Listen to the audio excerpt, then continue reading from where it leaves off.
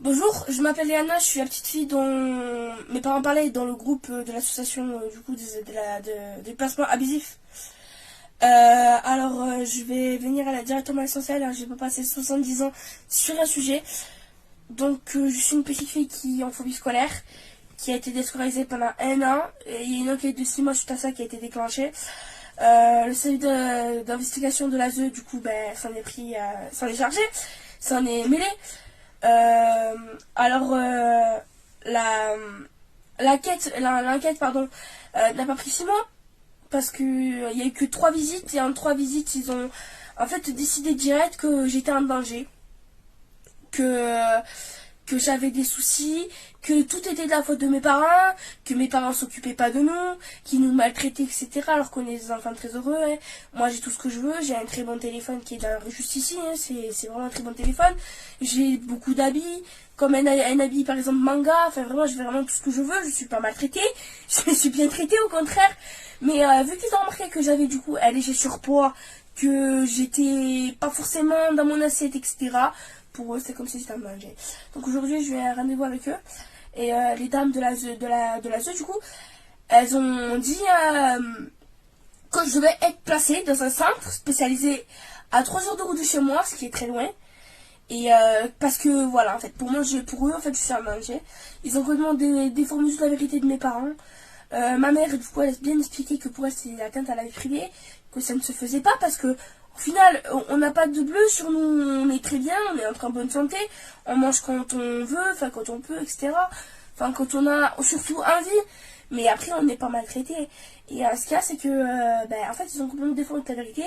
Ils ont dit à mon frère qu'il devait avoir un éducateur. Donc ma mère, elle a dit qu'elle était contre, qu'elle ne voulait pas. Ensuite, elle a demandé à mon frère s'il voulait. Il a dit non, moi je veux pas d'éducateur, je vais être tranquille. Et la dame de la ZEU, elle lui a dit quoi? Elle a dit ouais, mais en fait, c'est pas toi qui décide. Hein. Et elle a dit mais vous, madame, n'influencez pas la vie de votre fils. Ne dites pas à sa place que lui, il doit dire. Donc déjà, ça se fait pas de dire ça à une mère qui essaie juste de protéger son enfant. Puis après, mon père, il a dit que pour trouver un logement, c'était compliqué parce que du coup, actuellement, je suis en mobil-home, je voyage, je vais par-ci, par-là. Voyager, c'est très bien, ça fait voir du pays, ça fait du bien, ça fait prendre l'air, etc. Et en fait, ils ont complètement contredit à mon père, ils ont dit à mon père qu'il disait n'importe quoi. Et ils ont assumé qu'on était, comment dire, précaire, qu'on était pauvre et précaire, instable, géographiquement parce on se déplace beaucoup, que comme de quoi, en fait, nos parents nous enfermaient 24/24, qu'on ne sortait jamais, qu'on devait avoir des amis, qu'on devrait sortir souvent, qu'on devrait faire du sport, qu'on devrait être en bonne santé. Or, j'aime bien sortir, mais pas trop. Des amis, j'en vois pas trop l'utilité. Et mon frère non plus. Faire du sport, c'est pas mon truc parce que je suis asthmatique et c'est compliqué. Et puis, toute la vie en général, pour moi, c'est pas ça. Pour moi, c'est vivre comme on veut. On a notre liberté, on a notre liberté d'expression, on fait ce qu'on veut. Donc, aujourd'hui, je le dis au fort, je suis une enfant en danger par la ZEU. Parce que, en fait, le 7 novembre, il y a eu la rentrée scolaire. Et j'ai atterri à l'hôpital parce que j'ai eu une grosse crise d'angoisse. Une grosse crise d'angoisse très sévère, hein, qui m'a bien, comment dire, détruit les intestins. Parce que pendant 2 semaines, du coup, j'ai été malade. Et ça, c'est à cause, du coup, de la femme du service d'investigation des services d'investigation de la ZEU. Et en fait, du coup, ça causait que j'ai été malade, etc. Et puis, mon père, lui, il a essayé de m'aider. Il a essayé aussi de me rassurer, etc. Et puis après, c'est de l'autre faute, parce que c'est une mise en danger de l'enfant. C'est, en fait, un placement contre son gré. C'est comme si... comme si à leur jeu, on était des jouets, et ils en faisaient n'importe ce qu'ils veulent de nous. Donc je tiens à dire aujourd'hui que je dis haut et fort que faut stopper ce placement abusif des enfants. Il faut stopper tout ce mal qu'eux nous donnent. Les enfants maltraités, eux, méritent d'être sauvés.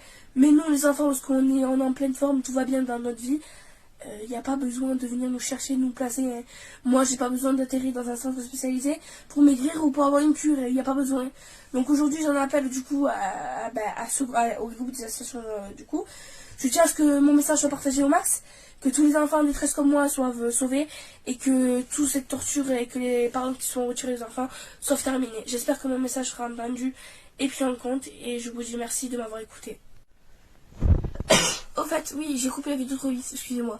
J'ai oublié de préciser que si j'ai été à l'hôpital, en urgence, c'est parce que la dame de l'investigation de l'ASE a dit que si je n'allais pas à l'école, parce que c'est obligatoire, et ben je devrais aller en famille d'accueil. Et en fait, à cause de ça, du coup, je suis à l'hôpital. J'ai vu le RESEDA, les dames du RESEDA, un service social. J'avais du mal à respirer, je pleurais tout le temps, j'avais mal au ventre, j'avais du mal à tenir debout. Ça m'a vraiment traumatisée. J'étais départagée entre la peur d'être placée et la peur d'être, retournée au collège. Donc voilà, c'est une très grande mise en danger de l'enfant et j'espère que ça sera bientôt terminé tout ça. Le cerveau des enfants face à une violence extrême qui est une véritable torture, qui est un acte cruel, dégradant et inhumain, comme le dit la Cour européenne, il va disjoncter, parce que sinon l'enfant pourrait mourir de stress en fait, et avoir des atteintes neurologiques extrêmement graves. Vous êtes avocat à la Cour, avocat référent de l'association L'Enfance au cœur, qui œuvre pour la protection de l'enfance, notamment en cas de placement abusif.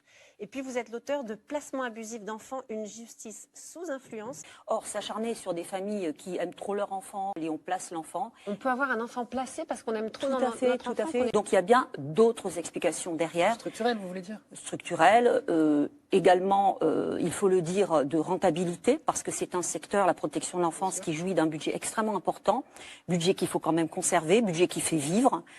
Philippe Seguin, premier président de la Cour des comptes, ministre des Affaires sociales, l'a affirmé: si la France ne résout pas les dysfonctionnements de sa protection de l'enfance, si elle veut occulter la barbarie qui prévaut dans de trop nombreux cas et occasionne une véritable maltraitance institutionnelle, ce sont des dizaines de milliers d'enfants qui connaîtront des traumatismes irréversibles. Et la société devra chèrement payer son renoncement aux valeurs du pays des droits de l'homme.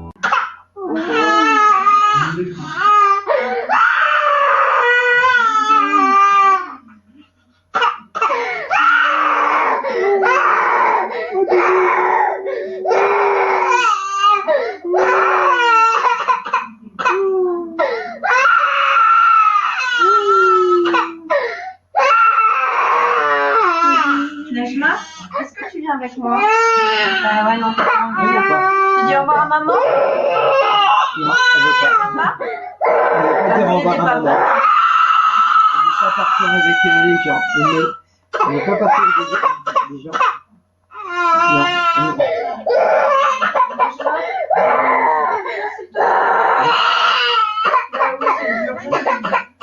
Je sais, c'est dur pour tout le monde.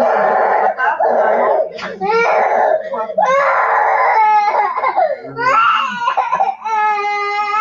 Elle va vous montrer ce que je vais dire. Comment on arrache les enfants. Je suis avec vous êtes déjà là. Ah, si, regardez, je fais rien pour la retenir. Hein. C'est bien même qu'elle arrache. C'est bien même. Elle a voulu tout à l'heure, monsieur, elle voulait apprendre. Regardez comment elle s'accroche. C'est pas bon. C'est dans ton tout beau. Et puis on peut quelqu'un. Pour stopper les crimes contre les enfants, demandons les audits externes de l'aide sociale à l'enfance et de tous les dossiers de magistrats impliqués dans des séquestrations illégales qualifiées de placement.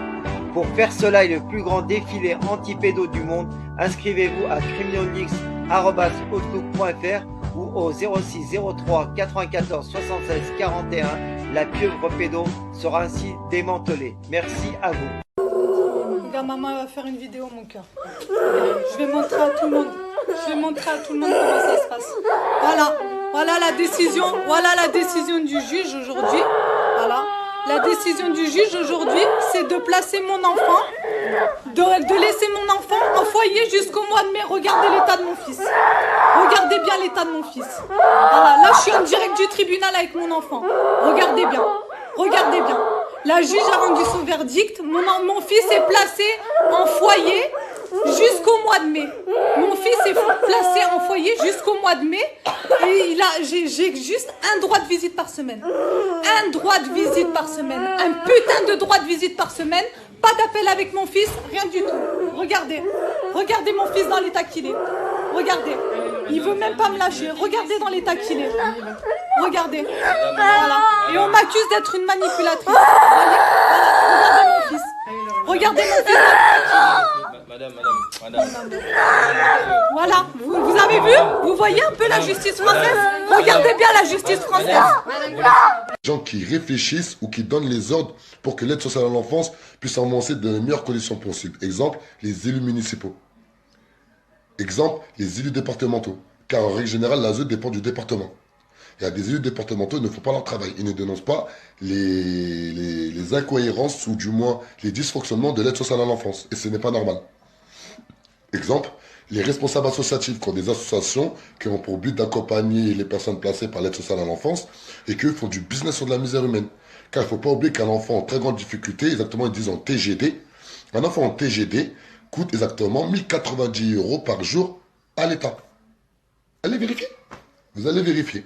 Un enfant en TGD, c'est-à-dire en très grande difficulté, coûte exactement 1090 € par jour. Je vous promets, donnez les 1090 € à une maman qui a un enfant à qui elle n'arrive pas à s'en occuper, vous allez voir qu'en un an, elle va très bien s'en occuper.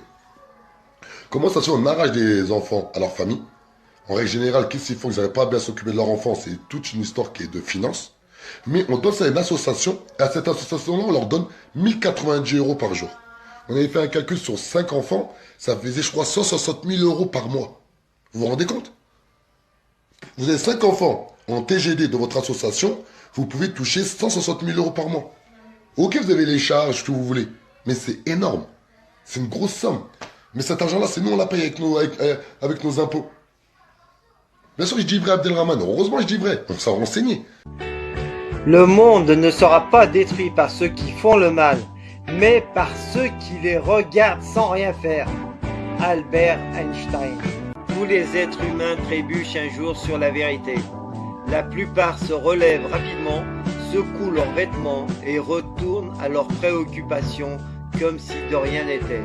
Winston Churchill. Ceux qui ne sont pas avec nous, enfants et anti-pédocriminels, sont contre nous. Pour triompher, le mal n'a besoin que de l'inaction des gens de bien. Des enfants sont détruits, violentés, violés et morts de par votre passivité. Vous êtes avec eux ou contre eux? Pour les pédos ou anti-pédos? Les terroristes comme Mera, les frères Kouachi, Nemouche, etc., les délinquants, violeurs d'aujourd'hui, de demain, sont aussi les fruits de la pieuvre via l'aide sociale à l'enfance. Des centaines de milliards d'euros ont alimenté les pédocriminels de l'aide sociale à l'enfance et complices. Et ça continue avec vos impôts. Les audiences concernant des enfants innocents se font dans des huis clos sans public. Les enregistrements vidéo ou sonores, ils sont interdits. Pourquoi? Les dossiers sont inaccessibles aux enfants ou à leurs parents qui les défendent. Pourquoi cette opacité? Pourquoi cette injustice de la justice pour des enfants innocents qui les pousse à être violés, violentés et à la mort? Les impliqués, magistrats, membres de l'aide sociale à l'enfance, etc. dans les dossiers d'enfants innocents ne veulent pas remplir des attestations sur l'honneur dans l'intérêt des enfants en lesquels ils certifient ne pas transgresser les lois, donc respecter les lois. Pourquoi refusent-ils de confirmer leurs actes? Si la pieuvre agite impunément depuis une quarantaine d'années, cela est dû à l'absence de médiatisation et à la désinformation qui fait que les médias ou politiques qui ont évoqué le sujet parlent de dysfonctionnement de l'aide sociale à l'enfance, soit trouble dans le fonctionnement, ce qui est mensonger. Un dysfonctionnement rénal ou d'appareil est traité et réparé dans les heures, jours qui suivent. Pas laisser 40 années dans le même état. Les services publics sont au service du public. Tous les membres de services publics doivent être responsabilisés personnellement quand ils agissent pour nuire sciemment envers les citoyens de France. Soutien à la COPRASP, Commission populaire de répression des abus de services publics, composée de citoyens de France sans lien avec les services publics. Soutenez la SPE, Société Protectrice des Enfants, sur Facebook et partagez-la, ainsi que la chaîne YouTube CriminalX, résolument anti-pédocriminel. Pour soutenir CriminalX et libérer les enfants victimes de la pieuvre pédocriminelle via ASE, Aide sociale en France, pour combattre la pédocriminalité, je vous invite à faire des dons sur le compte qui suit. Ma chaîne étant bloquée, je vous invite à cliquer sur la cloche et à choisir l'option toutes pour recevoir les notifications des nouvelles vidéos publiées. Merci.